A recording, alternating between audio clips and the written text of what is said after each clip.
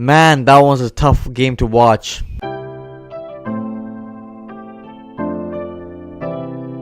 Raptors lose 109-104 to the Golden State Warriors in Game 2.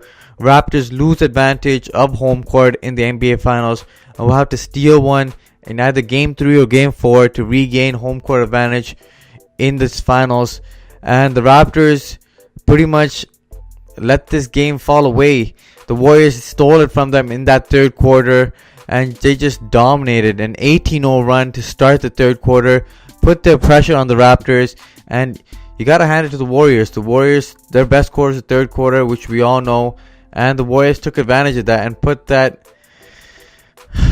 foot on the Raptors' neck in this one, as they just kept hitting the Raptors with barrages of good runs and just great discipline on the defensive end, forcing other guys to beat them, and that's exactly what happened. They doubled Kawhi all game long. Kawhi still had 30 points in this game, efficient, got to the free throw line, was doing a great job of passing the ball around, but guys were not making shots. Kawhi Leonard was making the right reads, he was passing the ball, everybody was open and just needed to knock it down, whether it was Danny Green, Pascal Siakam, Kyle Lowry, Marc Gasol, just could not knock down the jumper, and it really killed the Raptors. Raptors got offensive rebounds after offensive rebounds, smashed the Warriors on the glass, and yet could not win this game. They had 12 more shots than the Warriors in this game, and just didn't make enough field goals, because they made less field goals than the Warriors in 12 more shots, which is sad.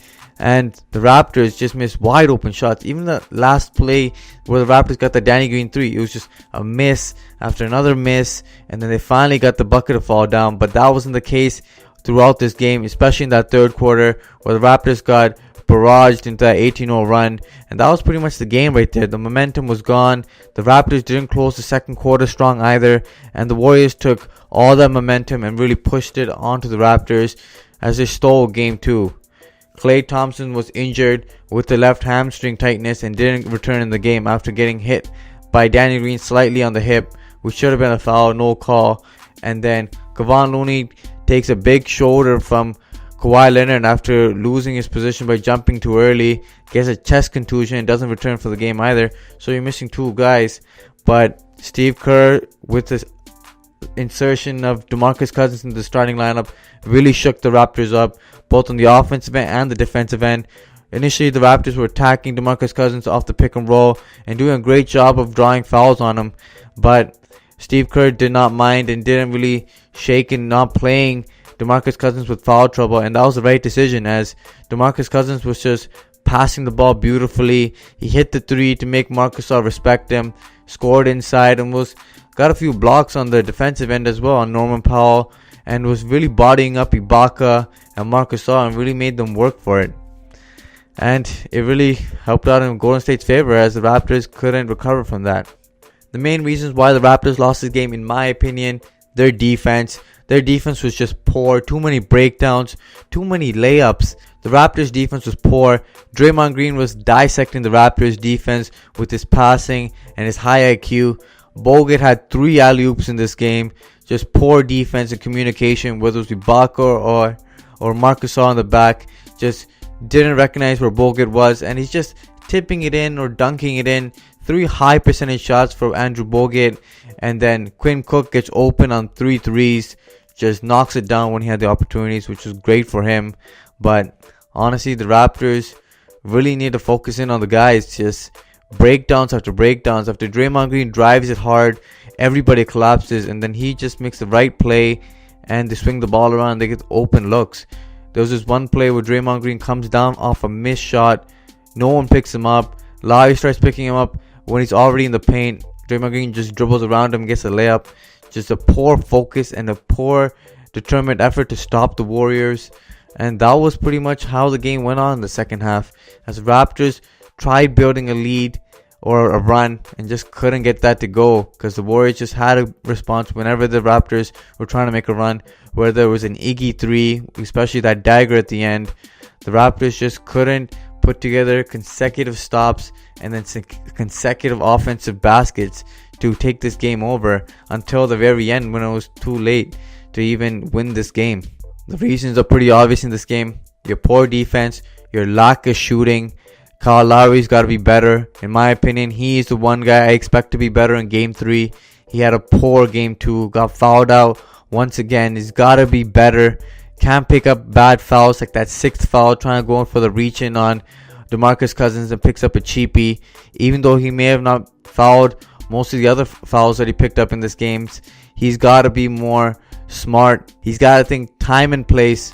You can't be making a foul or a cheap one like that, especially when you're in the 5th foul. The Raptors need you to run a better offense, and without you on the court, the Raptors suffered on the offensive end, and that was huge in this game. Third reason I said it was a lack of focus. The Raptors came out of that half lackluster and just too casual for my liking.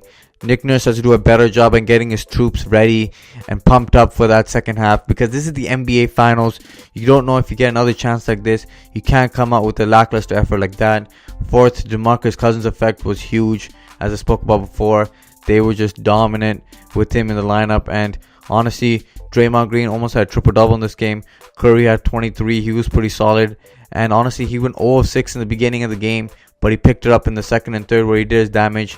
In the fourth quarter, it was just a collective Warriors effort. Klay Thompson was on fire in that first quarter. Really helped the Warriors stay in the game, especially when Curry was shooting bad. But their team, everybody just plugged in and just did their job. Raptors had to do the same thing in Game 3. I expect a better effort from the Raptors. And Nick Nurse has got to get his guys more inspired and playing better defense. You try calling multiple timeouts to stop that 18-0 run. Try playing Norman Powell, Van Vliet, whatever it was, to try getting some offense, and just couldn't get it done at the end. Just got to drop a better play. Out of the timeout, you get a turnover from Marcus Gasol's poor screening. Just a poor execution by the players on the court.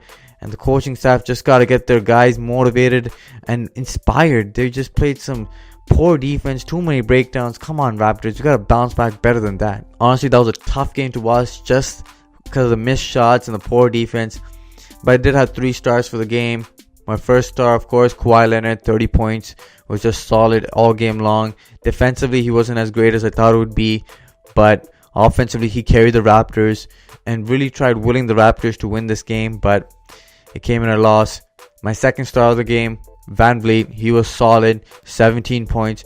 Really didn't look shy in shooting the basketball, which the Raptors really needed. He shot the ball with confidence, and he made some big shots. But the Raptors needed maybe a couple of shots from Van Vliet to go down for the Raptors to steal this game.